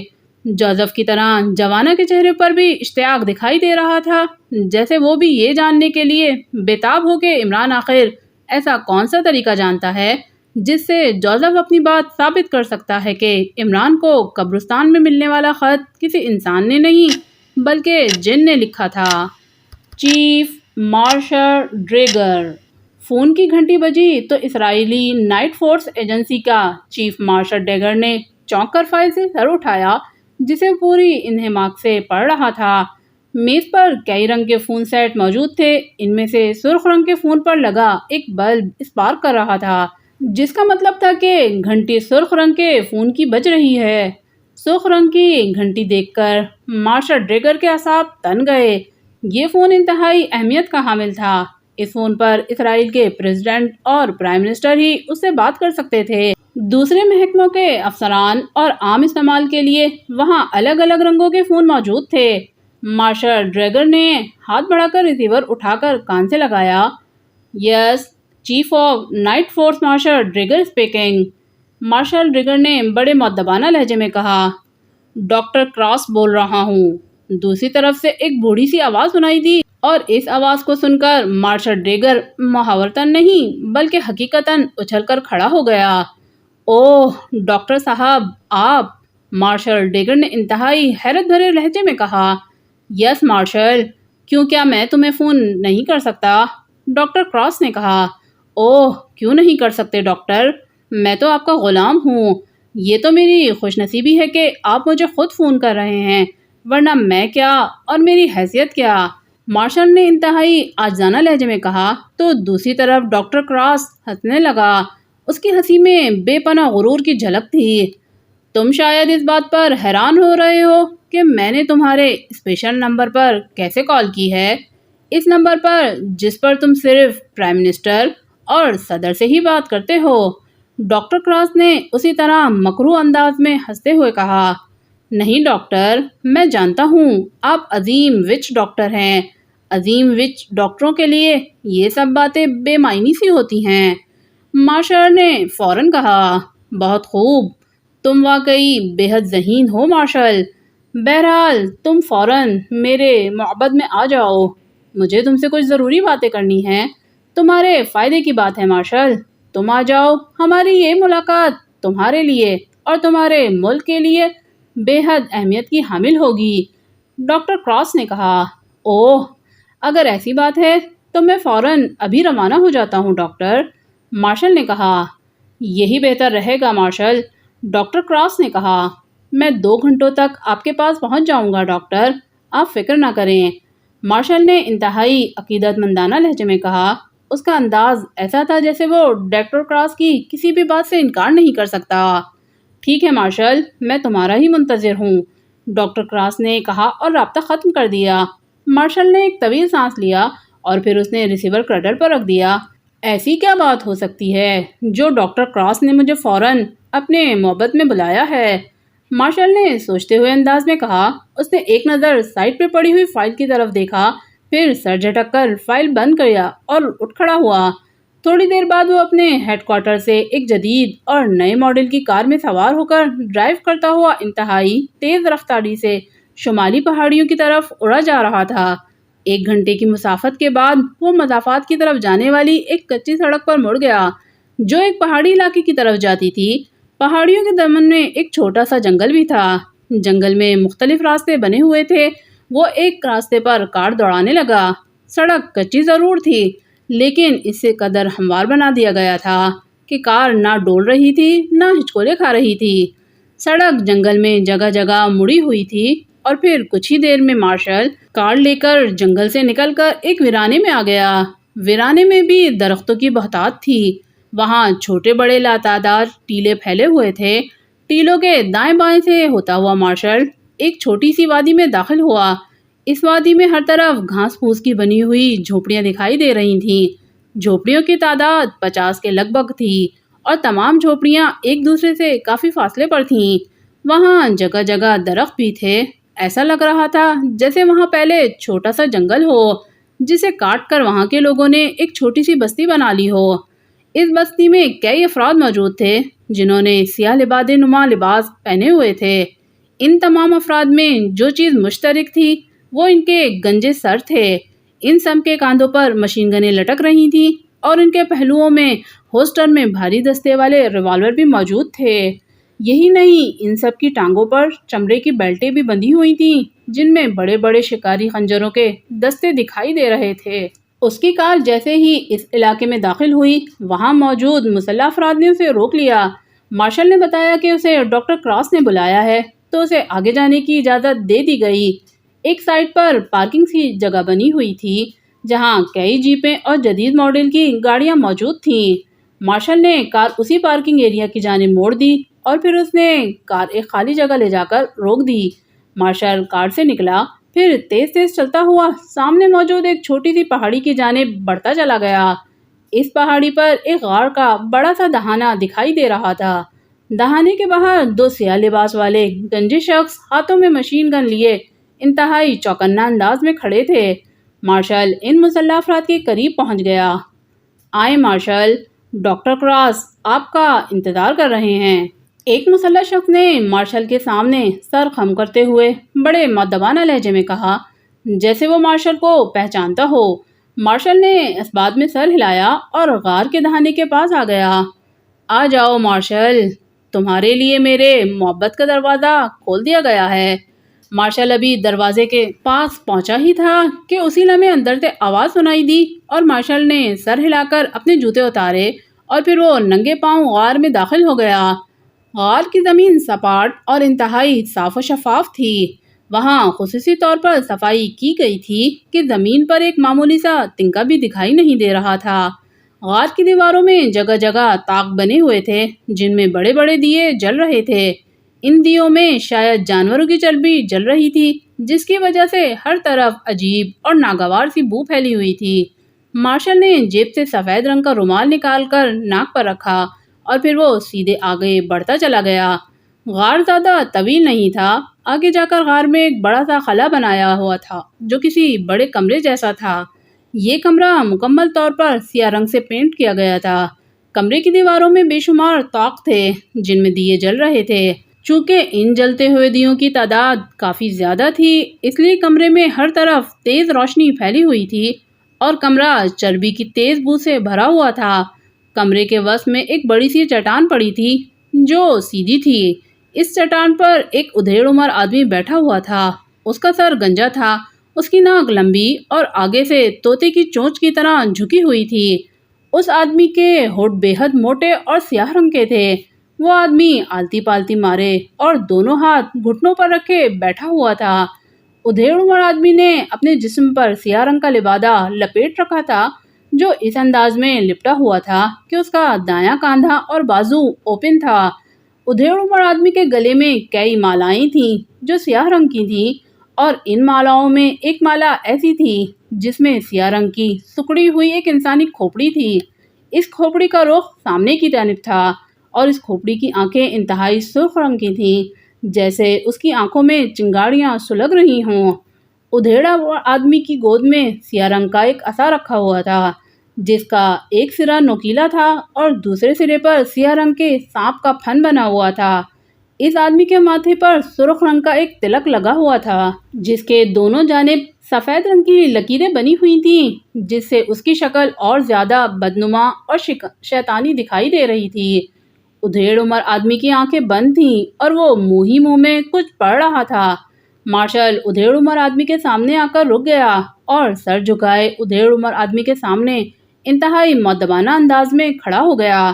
اس کے دائیں بائیں انسانی ہاتھوں سے کٹے ہوئے اونچے اور سیدھے پتھر تھے جو شاید ادھیڑ عمر آدمی نے اپنے سامنے افراد کے بیٹھنے کے لیے وہاں رکھوائے ہوئے تھے، لیکن مارشل نے ان پتھروں پر بیٹھنے کی جرات نہیں کی تھی۔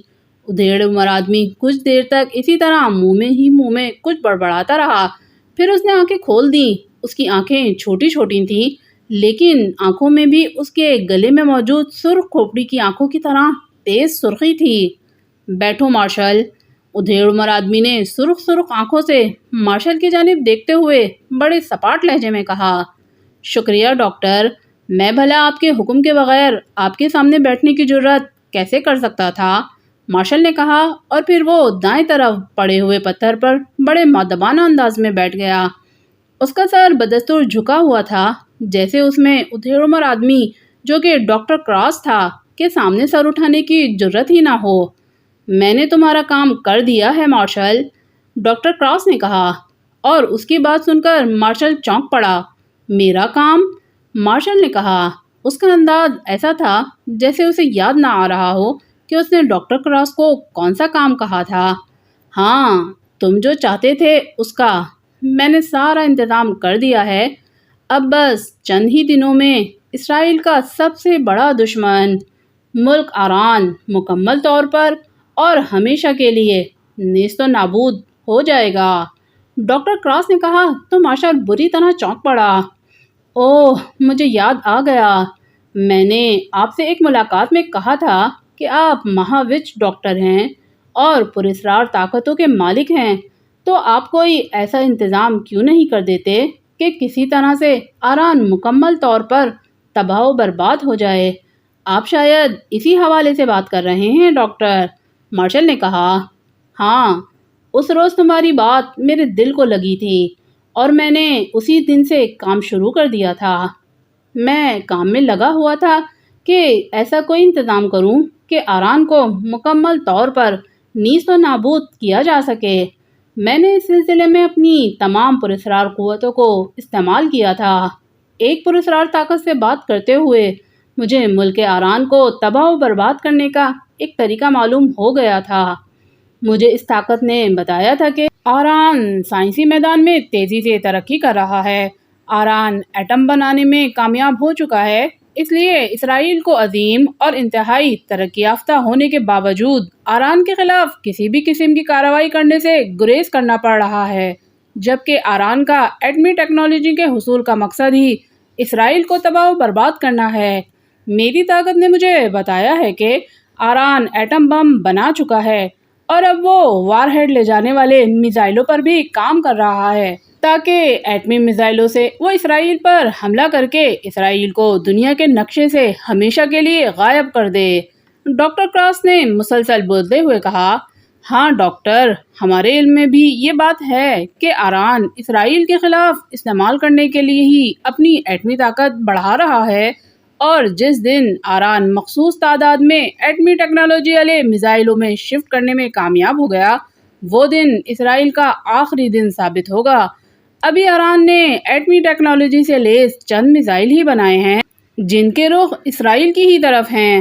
وہ مزید میزائل بنا کر ان کے رخ بھی اسرائیل کی طرف کر دے گا اور پھر اسرائیل کی تباہی اٹل ہو جائے گی۔ مارشل نے کہا، میری اس سلسلے میں اپنی ایک پراسرار طاقت سے بات ہوئی تھی مارشل۔ ڈاکٹر کراس نے کہا، اوہ، پھر کیا بتایا آپ کو پراسرار طاقت نے ڈاکٹر؟ مارشل نے چونک کر پوچھا۔ میری طاقت نے کہا ہے کہ اگر کسی طرح سے آران کے ایٹمی طاقت کو ختم کر دیا جائے تو اس کے ساتھ ہی آران بھی ہمیشہ کے لیے ختم ہو جائے گا۔ آران کی ایٹمی ٹیکنالوجی کی تباہ ہونے سے آران کا نام و نشان بھی دنیا کے نقشے پر باقی نہیں رہے گا۔ جب آران ہی ختم ہو جائے گا تو پھر اسرائیل کو اس سے کیا خطرہ ہو سکتا ہے؟ ڈاکٹر کراس نے کہا، اوہ، لیکن آران کی ایٹمی ٹیکنالوجی کو کیسے ختم کیا جا سکتا ہے؟ ہماری خفیہ اطلاعات کے مطابق اگر ہم نے آران کی ایٹمی لیبارٹریز پر حملہ کرنے کی کوشش کی تو جواب میں وہ بھی ایک بٹن دبا کر اسرائیل پر ایٹمی میزائل فائر کر دیں گے، اور ان کی ٹیکنالوجی ایسی ہے کہ ہم کسی بھی طرح اسرائیل کی طرف آنے والے ایٹمی میزائلوں کو روک نہیں سکیں گے۔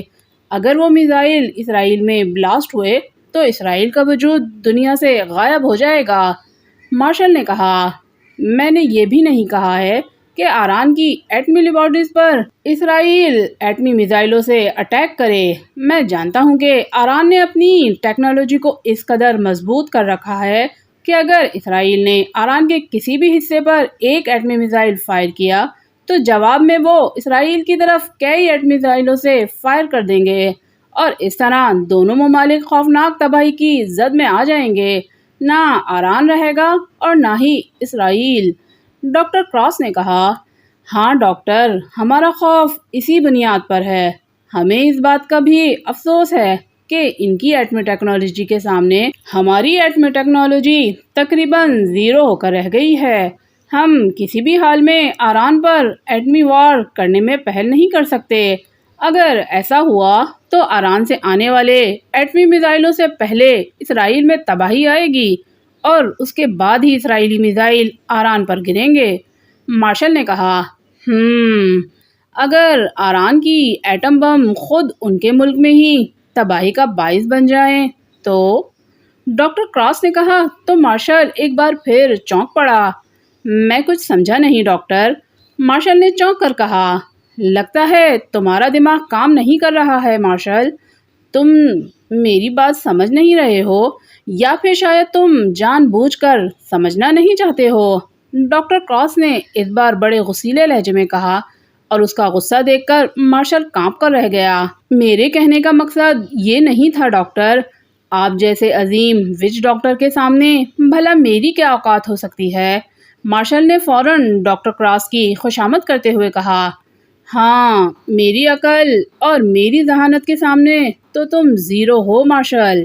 بہرحال میں تمہیں یہ بتانا چاہتا ہوں کہ اگر ایران کے ایٹم بم اور ایٹمی میزائل فائر ہونے کے بغیر ہی ایران کی لیبارٹریز میں ہی بلاسٹ ہوں گے تو اس سے اسرائیل کو بھلا کیا فرق پڑے گا؟ اس تباہی سے صرف اور صرف ایران ہی تباہ ہوگا یا پھر تابکاری کے اثرات صرف ان ممالک تک پہنچ سکیں گے جن کی سرحدیں ایران سے ملتی ہیں؟ ڈاکٹر کراس نے کہا۔ ہاں ڈاکٹر، اگر ان کے میزائل اور ایٹم بم ان کی لیبارٹریز میں ہی بلاسٹ ہو جائیں تو ان سے ایران کو ہی نقصان ہوگا، تابکاری کے اثرات اسرائیل پر اثر انداز نہیں ہوں گے۔ مارشل نے اسبات میں سر ہلا کر کہا، تو پھر سمجھ لو کہ میں نے ایسا ہی انتظام کر دیا ہے کہ ایران میں جو بھی ایٹمی لیبارٹریز ہیں اور جہاں جہاں ایٹمی میزائل اور ایٹم بم رکھے ہوئے ہیں وہ اگلے چند دنوں میں بلاسٹ ہونے والے ہیں، اور ان کے بلاسٹ ہوتے ہی ایران کا نام دنیا کے نقشے سے ہمیشہ ہمیشہ کے لیے غائب ہو جائے گا۔ ڈاکٹر کراس نے مسکراتے ہوئے کہا تو مارشل کے چہرے پر حیرت کے تاثرات ابھر آئے۔ ایسا کیسے ہو سکتا ہے ڈاکٹر کہ ایران کے ایٹم بم اور ایٹمی میزائل خود بخود بلاسٹ ہو جائیں؟ مارشل نے حیرت بھرے لہجے میں کہا، ایسا ہو سکتا ہے، ایسا ہی ہوگا۔ میں نے تمہیں یہی سب بتانے کے لیے تو یہاں بلایا ہے، نان سینس۔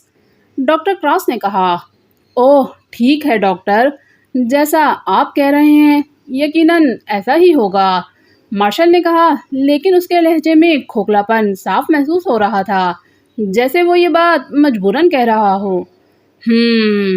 تم میری بات پر یقین نہیں کر رہے ہو نان سینس، لیکن میں نے ایسا تمام انتظام کر لیا ہے۔ صرف 10 دن کے بعد ایران کے تمام ایٹمی میزائل اور ایٹم بم بلاسٹ ہونا شروع ہو جائیں گے، اور ان کے بلاسٹ ہونے سے ایران میں ایسی تباہی پھیلے گی جس کا تم تصور بھی نہیں کر سکتے۔ ڈاکٹر کراس نے کہا، یس ڈاکٹر، مارشل نے دھیمی آواز میں کہا۔ اس کے لہجے میں بدستور کھوکھلا پن تھا، جیسے اسے ڈاکٹر کراس کی باتوں پر واقعی یقین نہ آ رہا ہو۔ پھر وہی بات، کیا تم سمجھ رہے ہو کہ میں تم سے جھوٹ بول رہا ہوں اور ایسی بات کر رہا ہوں جو ناممکن ہے؟ ڈاکٹر کراس نے گرجتے ہوئے کہا، نہیں ڈاکٹر، میں بھلا ایسے کیسے سوچ سکتا ہوں؟ مارشل نے بوکھلا کر کہا، جھوٹ مت بولو مارشل، میں تمہارا دماغ پڑھ رہا ہوں، تم میری باتوں پر یقین نہیں کر رہے ہو، تم سمجھ رہے ہو کہ میں بے پر کی اڑا رہا ہوں اور میں نے تمہیں یہاں محض بیتوکی باتیں بتانے کے لیے بلایا ہے، ڈاکٹر کراس نے اڑاتے ہوئے کہا، اور مارشل بوکھلائے ہوئے انداز میں ادھر ادھر دیکھنے لگا۔ میری بات کا جواب دو مارشل، کیا میں تمہیں احمق، سنکی اور پاگل نظر آ رہا ہوں جو تم میرے بارے میں ایسی باتیں سوچ رہے ہو؟ ڈاکٹر کراس نے غصے سے چیختے ہوئے کہا، نہیں ڈاکٹر، یہ سچ نہیں ہے، میں ایسا نہیں سوچ رہا ہوں، مارشل نے خوف بھرے لہجے میں کہا۔ پھر جھوٹ؟ نان سینس، تم جانتے ہو میرے سامنے جھوٹ بولنے والوں کا کیا انجام ہوتا ہے، ڈاکٹر کراس نے انتہائی غصیلے لہجے میں کہا۔ اس نے گود میں رکھا ہوا سیاہ عصا اٹھا لیا تھا جس کے ایک سرے پر سیاہ رنگ کا سانپ کا سر بنا ہوا تھا۔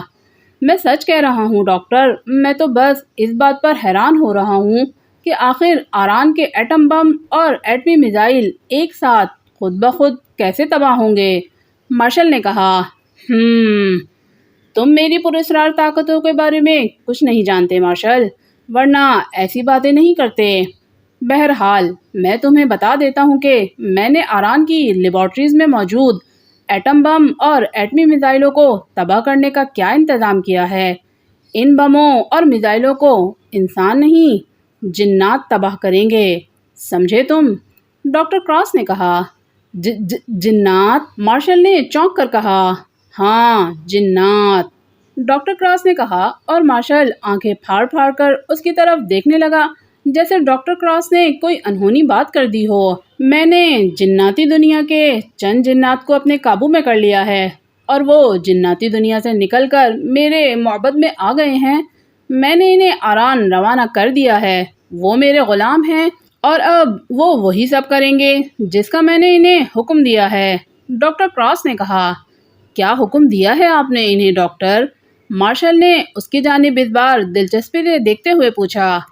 میں نے جنات کو آران کی تمام ایٹمی لیبارٹریز کو ٹریس کرنے کا حکم دیا ہے۔ جلد ہی وہ تمام لیبارٹریز تک پہنچ جائیں گے جہاں ایٹم بم اور ایٹمی میزائل موجود ہیں، ڈاکٹر کراس نے اسی انداز میں کہا۔ لیکن ڈاکٹر کراس، میری سمجھ میں یہ نہیں آ رہا کہ جنات آخر ایٹمی لیبارٹریز کو تلاش کر کے کیا کریں گے؟ کیا وہ ان لیبارٹریز کو تباہ کر دیں گے؟ کیا جنات میں اتنی طاقت ہوتی ہے کہ وہ ایٹمی لیبارٹریز کو تباہ کر سکیں؟ مارشل نے حیرت بھرے لہجے میں کہا۔ ہاں، جنات کی طاقتوں سے تم آگاہ نہیں ہو، وہ کچھ بھی کر سکتے ہیں۔ میں چاہوں تو ان سے کسی بھی ملک میں آندھیاں اور طوفان بھی لا سکتا ہوں، بستیوں کی بستیاں اجاڑ سکتا ہوں، ہر جگہ آگ و خون کا طوفان کھڑا کر سکتا ہوں۔ لیکن میں چاہتا ہوں کہ آران، جس نے ایٹمی ٹیکنالوجی سے اسرائیل کی تباہی کے لیے تیار کر رکھی ہے، وہ ٹیکنالوجی آران کی ہی تباہی کا موجب بنے اور آران اپنے ہی بنائے ہوئے ایٹمی اسلحہ سے تباہ و برباد ہو جائے۔ اور دیکھنا، اب ایسا ہی ہوگا۔ جو ایٹم بم آران نے اسرائیل کی تباہی اور بربادی کے لیے بنائے ہیں، وہی ایٹم بم اب آران کو تباہ کریں گے اور آران کا نام دنیا کے نقشے سے ہمیشہ ہمیشہ کے لیے غائب ہو جائے گا، ڈاکٹر کراس نے نفرت زدہ لہجے میں کہا۔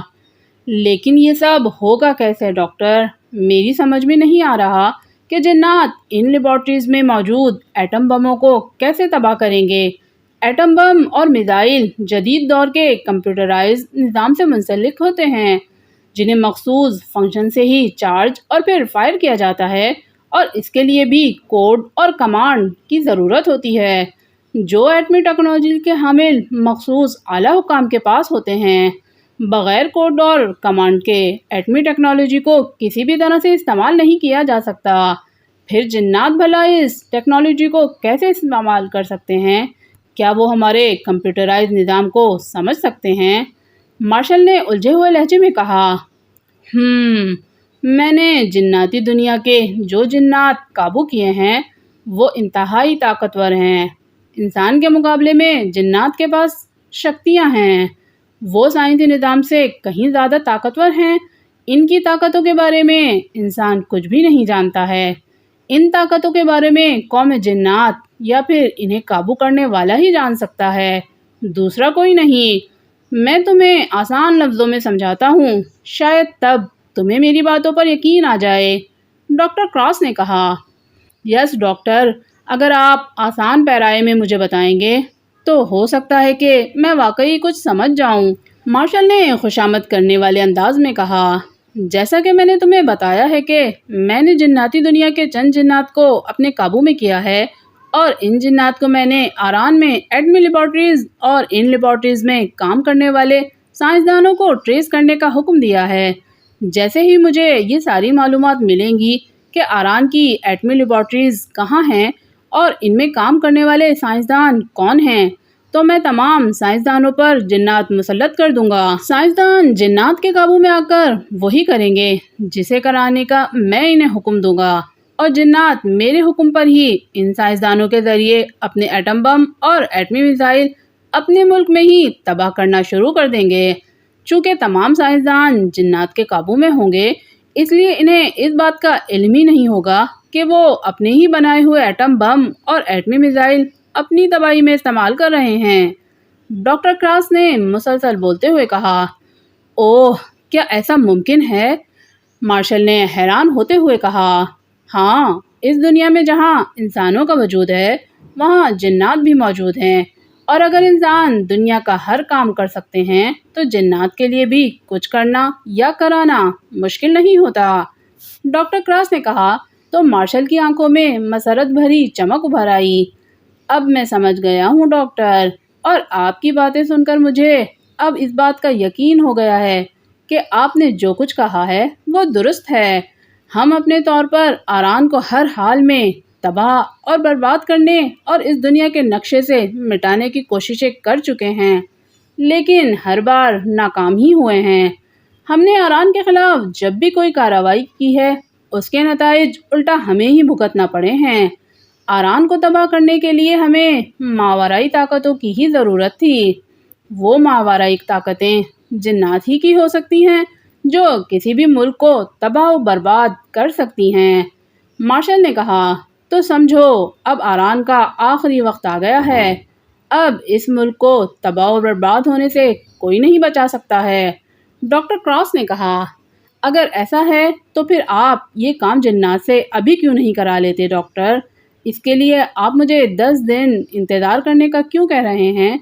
آران کو دنیا کے نقشے سے جتنی جلدی ختم کر دیا جائے، اسرائیل کے لیے اتنا ہی اچھا ہوگا۔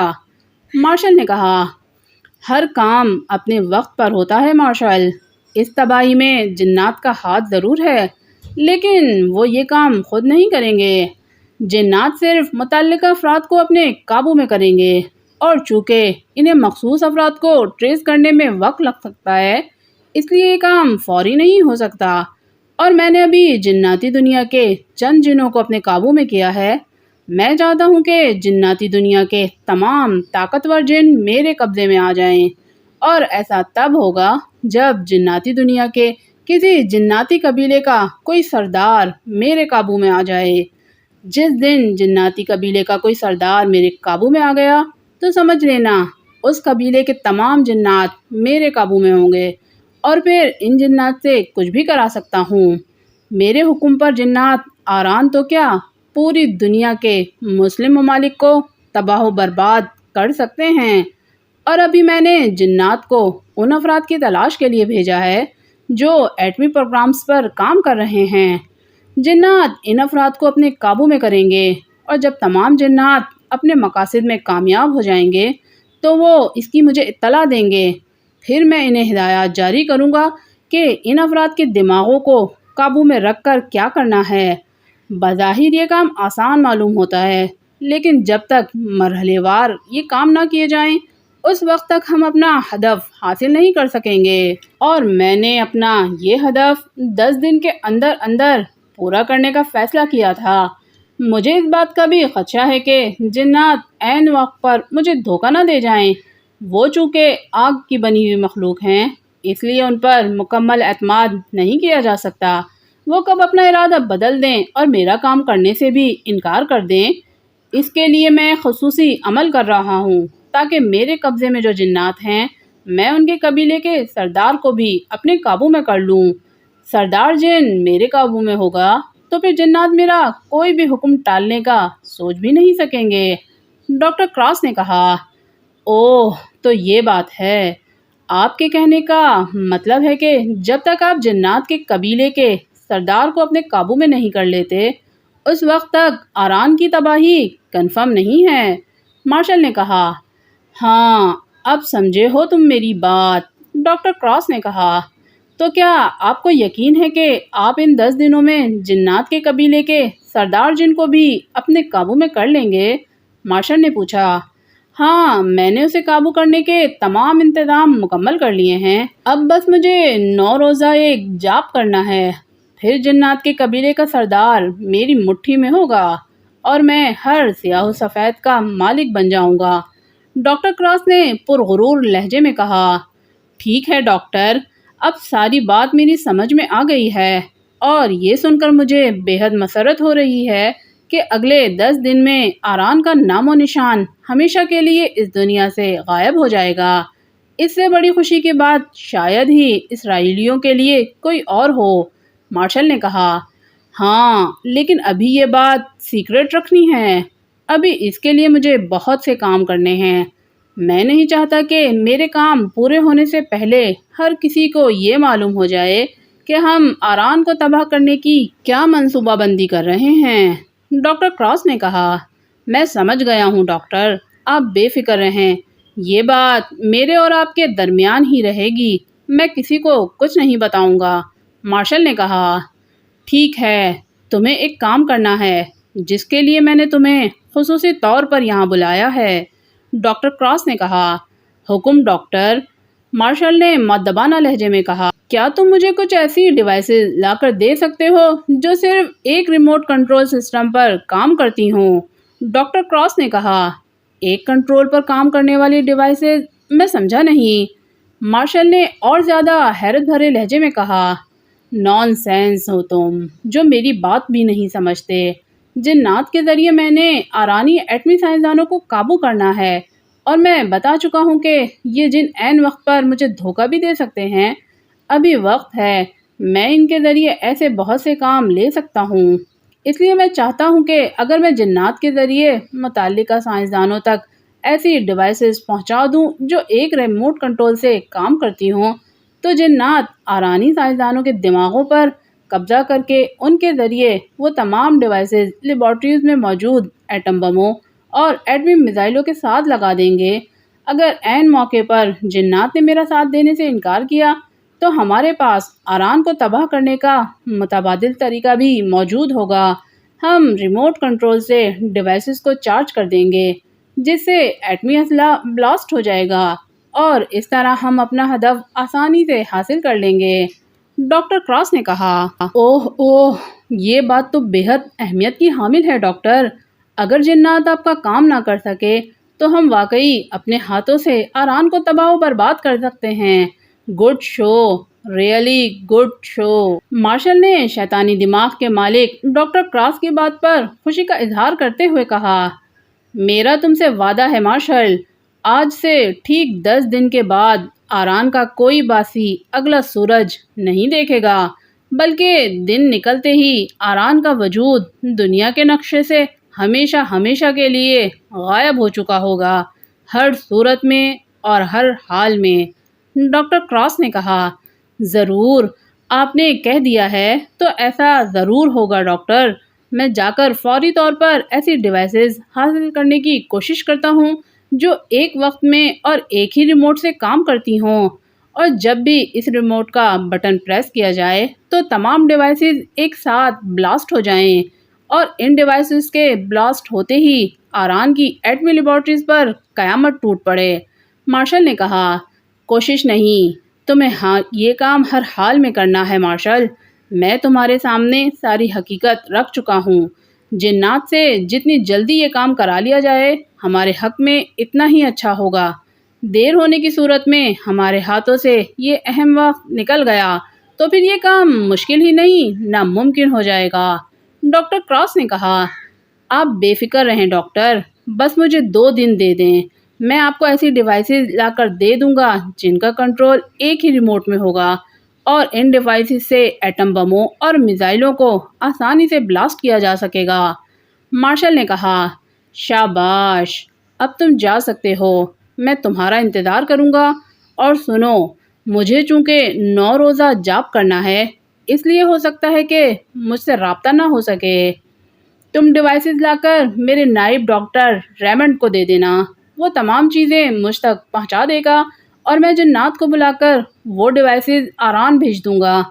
ایک بار آران تباہ ہو جائے اور 9 روز کے عمل سے جناتی دنیا کا کوئی جن میرے قابو میں آ جائے تو پھر ہم نہ صرف فلسطین پر بلکہ پوری دنیا کے اسلامی ممالک پر قیامت ڈھا دیں گے۔ آران کے بعد پاک ایشیا، اور پھر ایک ایک کر کے تمام دنیا کے اسلامی ممالک کا وجود ختم کر دیں گے۔ اس دنیا میں صرف وہی زندہ رہے گا جو یہودی ہوگا۔ مسلمانوں کی تباہی کے لیے میں ہر وہ کام کروں گا جو مجھ سے ہو سکتا ہے، اور بہت جلد ایسا وقت آنے والا ہے جب پوری دنیا پر یہودی راج ہوگا، صرف یہودی راج۔ ڈاکٹر کراس نے غرور بھرے لہجے میں کہا، یس ڈاکٹر، جس دن دنیا سے اسلامی ممالک کا وجود ختم ہوگا وہ دنیا اسرائیل اور پوری دنیا کے یہودیوں کے لیے ایک عظیم دن ہوگا۔ اس دن کو ہم یہودی پاور ڈے کے طور پر منائیں گے، اور یہودی پاور میں آ کر پوری دنیا کا کنٹرول سنبھال لیں گے۔ مارشل نے کہا، ایسا ہی ہوگا مارشل، میں اسی بیس پر تو کام کر رہا ہوں، بس تم میرے لیے دعا کرو کہ میں 9 روز کے عمل سے کسی طرح جناتی دنیا کے کسی سردار جن کو اپنے قابو میں کرنے میں کامیاب ہو جاؤں۔ میری کامیابی تمہاری بلکہ پوری دنیا کے یہودیوں کی کامیابی ہوگی، اور یہودی جو مسلمانوں کا وجود دنیا سے مٹانے کے لیے کوشاں رہتے ہیں لیکن کامیاب نہیں ہوتے، ہماری اس خواہش کو اب جنات پوری کریں گے۔ ڈاکٹر کراس نے راحت بھرے لہجے میں کہا، یس ڈاکٹر کراس، میری اور ساری دنیا کے یہودیوں کی نیک تمنائیں آپ کے لیے ہیں۔ آپ اپنے مقاصد میں ضرور کامیاب ہوں گے۔ مارشل نے کہا، اب تم جاؤ اور ان ڈیوائسز کا انتظام کرو۔ ڈاکٹر کراس نے قلق لہجے میں کہا، یس ڈاکٹر، میں نے آپ سے 2 روز کا وقت لیا ہے، 2 روز تک ڈیوائسز آپ کے پاس پہنچ جائیں گی۔ مارشل نے کہا، اور پھر اس نے ڈاکٹر کراس کا ہاتھ پکڑ کر اس پر بوسہ دیا اور اٹھ کر کھڑا ہو گیا، اور پھر وہ الٹے قدموں چلتا ہوا غار سے نکلتا چلا گیا۔ اس کے چہرے پر بے پناہ خوشی اور اطمینان کے تاثرات دکھائی دے رہے تھے، جیسے ڈاکٹر کراس نے اسے ملک آران کی تباہی کا مژدہ سنا کر واقعی بہت بڑی خوشخبری دے دی ہو۔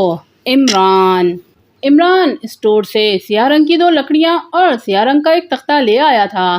تختے پر رنگ نیا تھا جو ابھی گیلا تھا۔ عمران شاید اس تختے کو سیاہ رنگ کر کے لایا تھا۔ اسی طرح اس کے ہاتھ میں جو لکڑیاں تھیں وہ 2 فٹ کی تھیں، جو بالکل سیدھی اور ایک طرف سے موٹی جبکہ دوسری طرف سے پتلی اور نوکیلی تھیں۔ ان لکڑیوں کو بھی سیاہ رنگ کیا گیا تھا۔ عمران نے لکڑیاں اور تختہ دھوپ میں سوکھنے کے لیے رکھ دیا۔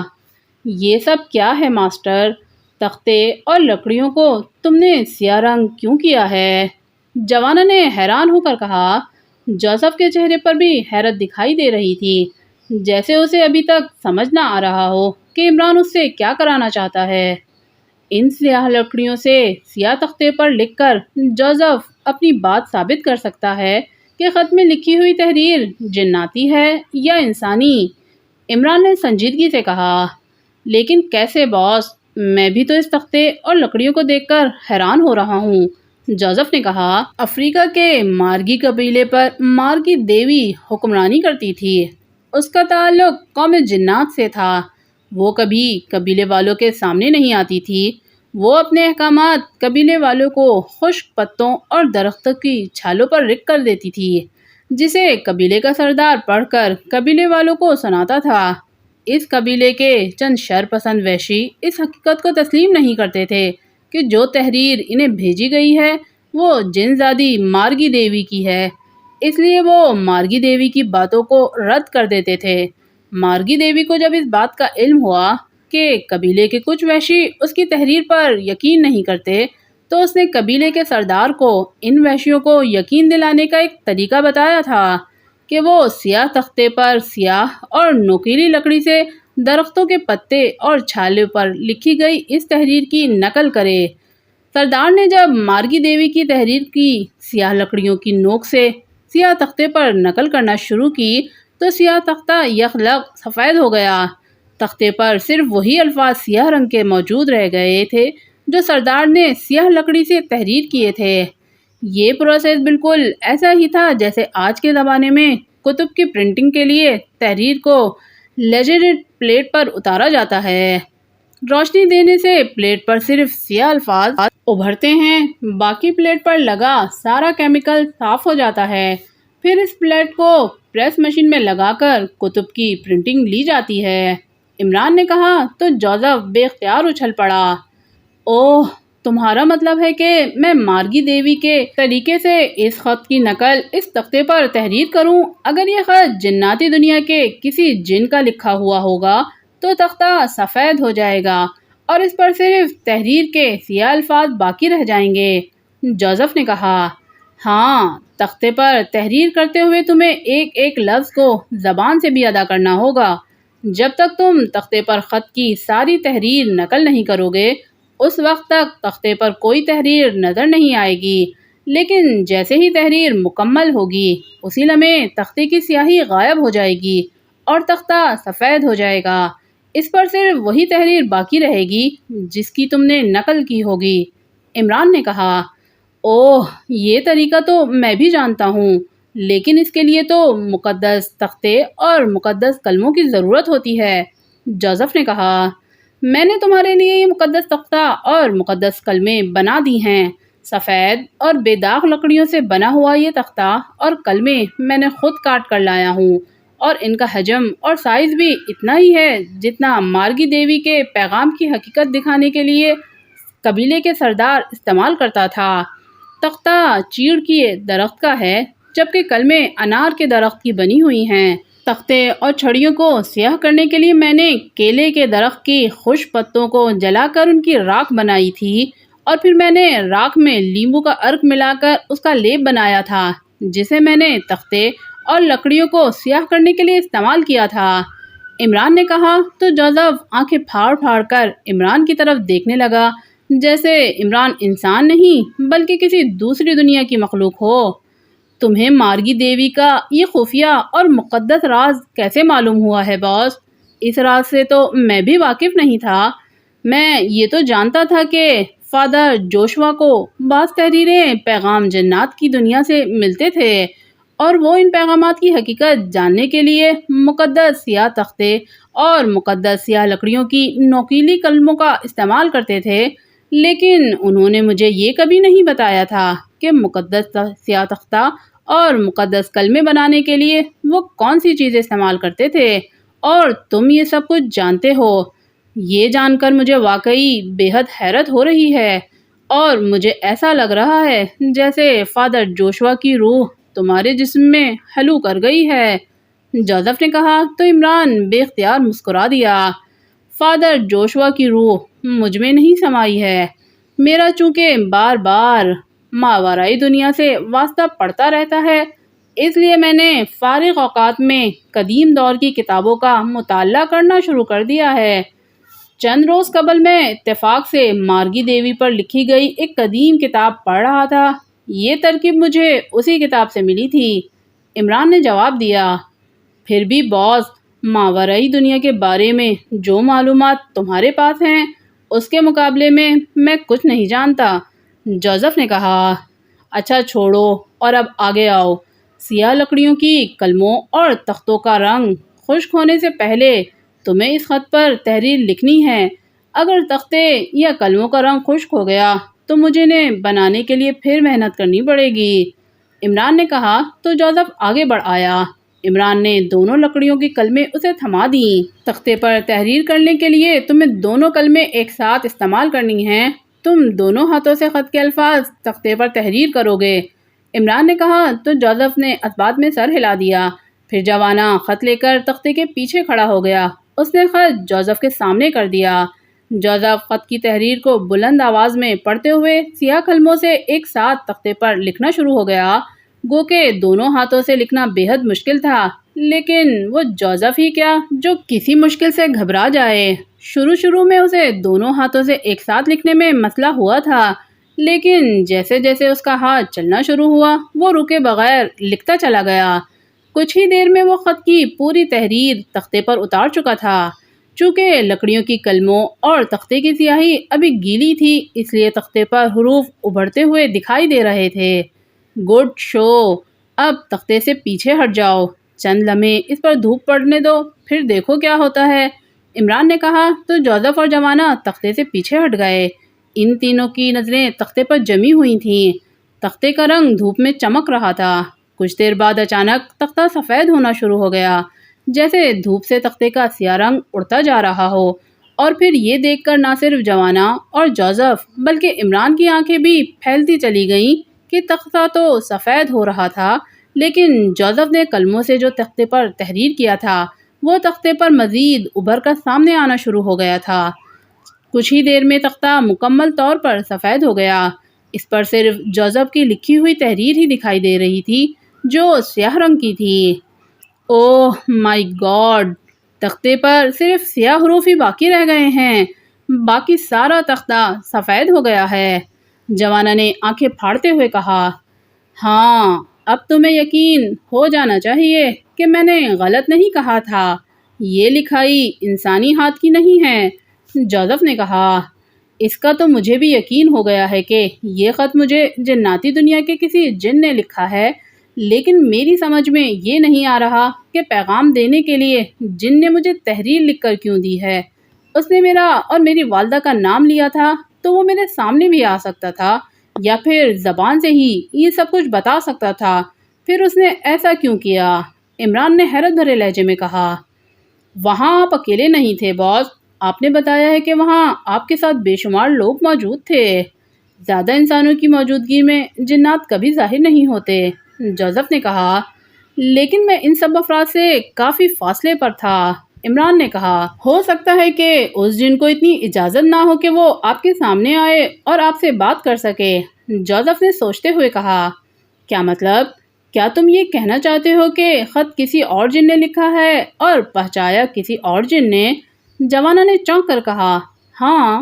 جوزف نے اس بات میں سر ہلا کر کہا، لیکن یہ بھی تو سوچنے کی بات ہے کہ اس جن کو پتا تھا کہ میں سردار نور آباد آنے والا ہوں اور وہاں آ کر میں نے اس قبرستان میں اور پھر خاص طور پر برگد کے درخت کے پاس ضرور جانا ہے۔ عمران نے کہا، نو باس، میرا خیال کچھ مختلف ہے۔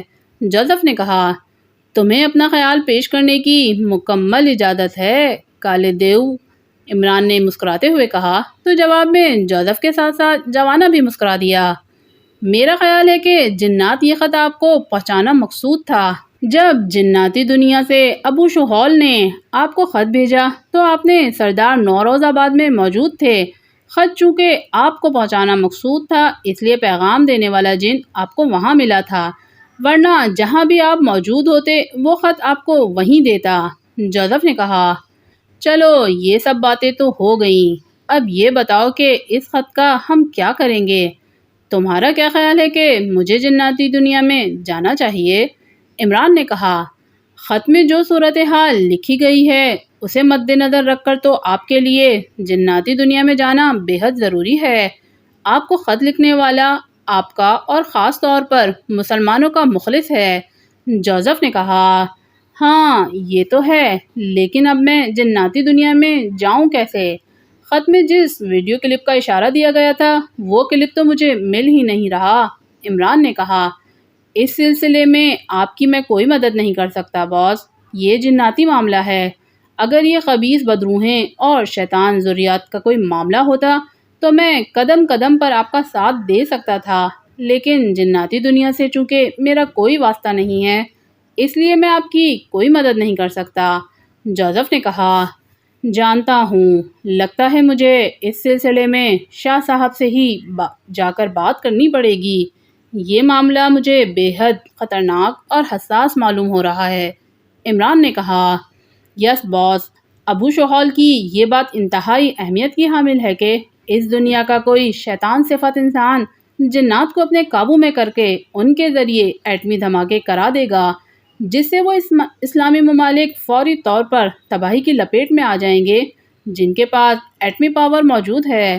جوزف نے کہا، اسی لیے تو میں اس خط کو اہمیت دے رہا ہوں، ورنہ شاید میں اس معاملے پر زیادہ توجہ نہ دیتا۔ عمران نے کہا، چند لمحے وہ سوچتا رہا، پھر اس نے جیب سے سیل فون نکالا اور اس پر نمبر پریس کرنے لگا۔ السلام علیکم ورحمۃ اللہ وبرکاتہ، میں شاہ صاحب کا چھوٹا بیٹا عبدالقدوس بول رہا ہوں۔ رابطہ ملتے ہی دوسری طرف سے شاہ صاحب کے سب سے چھوٹے بیٹے کی آواز سنائی دی۔ عمران سیریز کا ماورائی ناول جن زادی ابھی جاری ہے۔